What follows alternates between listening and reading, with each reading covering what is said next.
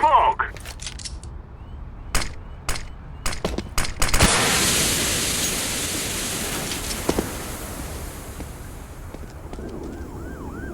Throwing smoke!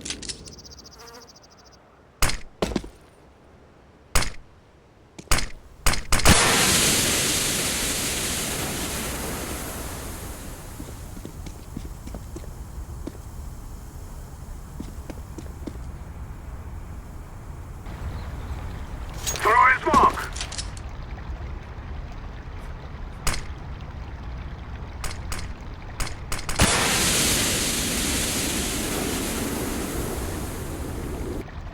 Smoke!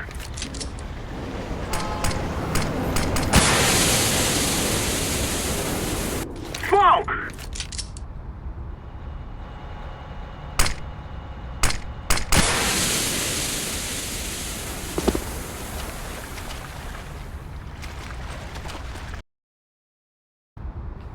In this part of the video, I'll be analyzing the strat and discussing what each player's role is in either faking or taking the B-bomb site. So effectively, what is this? Well, it's a smoke wall onto the A overpass site, which either just the long or the long cat player will be faking.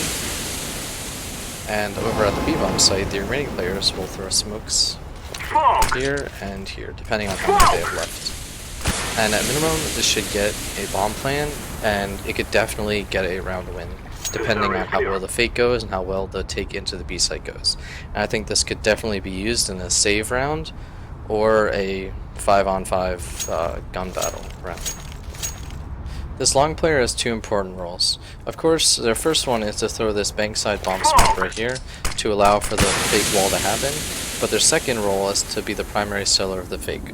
So from what I've seen from watching a lot of professional matches, a lot of success from taking over the A-bomb site is an entry frag coming from long. It's so much easier to walk up here and get an entry frag versus walking up the steps into a bunch of different firing angles. So now we're going to talk about how this person is going to sell the fake. Well, because there's going to be this wall of smoke right here, they only have to check for a few angles. And I'm going to show what they are right now. So the first one, of course, is coming up here and checking left.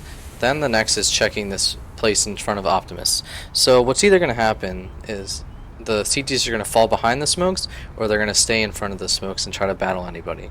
So as you see here, this angle should be extremely easy for the terrorists to get a kill, just because of like peeking, and they only have to worry about this one spot versus this person worrying about somebody coming up from here as well as from long.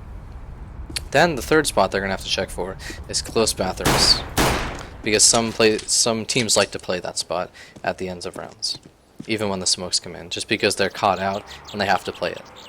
So what is so important about this spot? Well, basically they're going to be causing as much havoc as they can.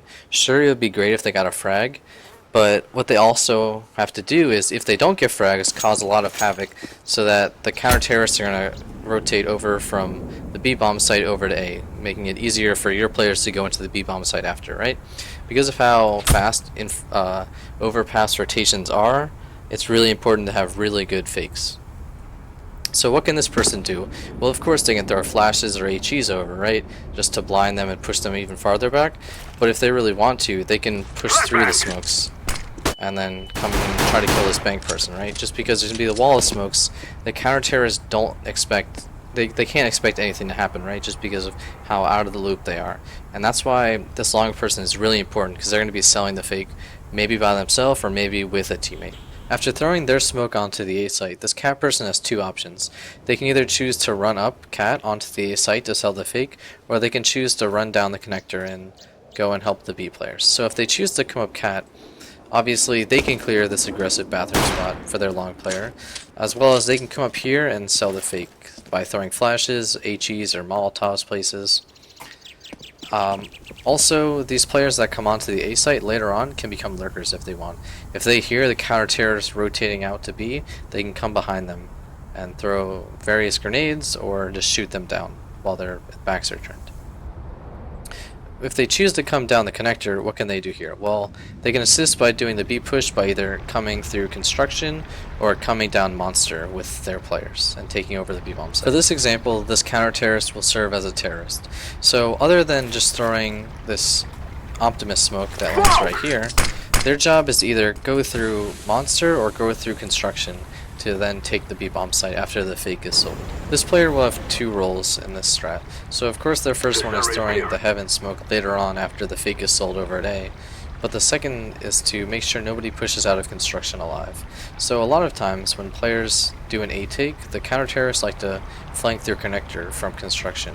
So this person's job is to make sure that anybody that tries to come here gets shot down. Other than that, when they come through the B-bomb site, what are they going to have to do? Well, because there are a couple smokes over on the B-bomb site, they won't have to worry about all of the angles. They only have to check a few. So the first, of course, is these two angles right here. The next is going to be barrels, but that person, if they have a molly, can throw a molly over there to clear that out. Then they will have to check out this pit area over here, the water pit. And when they come in the bomb site, that's about all they'll have to check, because there's going to be a smoke here, and there's going to be a smoke heaven. So maybe they'll have to check this angle over here by the ledge. But other than that, they should be almost free to come in and plant the bomb after getting one kill, essentially. This player has the role of throwing the smoke onto the B-bomb site that allows the players on cat to come out, as well as they will be clearing any angles coming into this monster and coming out onto the B-bomb site. What they will not have to worry about, of course, is anybody in graffiti and anybody in heaven, because those places will be smoked off. What I really like about this strat is how much map control that you can have by the end of the round and how much you can deny from the counter-terrorist, which is even more important. So what do you have here? Well, you're going to have one guy in monster, you're going to have two guys in sewer, one by this cat shorter bathrooms position, and one by the salon. And why can you get these positions necessarily? Well, you only need 3 smokes for the fake, which means you can use 2 of these smokes to help you get control of places maybe you're not too good at getting.